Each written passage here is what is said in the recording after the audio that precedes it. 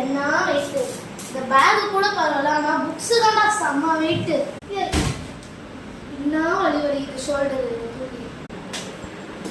செல்ல குட்டி இப்பெல்லாம் பண்ணக்கூடாது, பேக் ஒழுங்கா எடுத்து வை.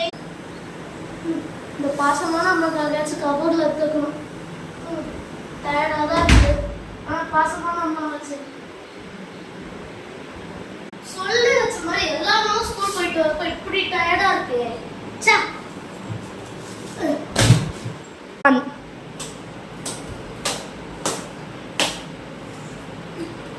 எடுத்து வை, பேக் எடுத்து வை.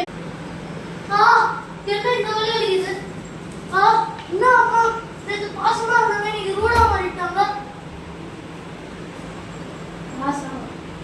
எப்பா என்ன அடி அடிக்கிறாங்க.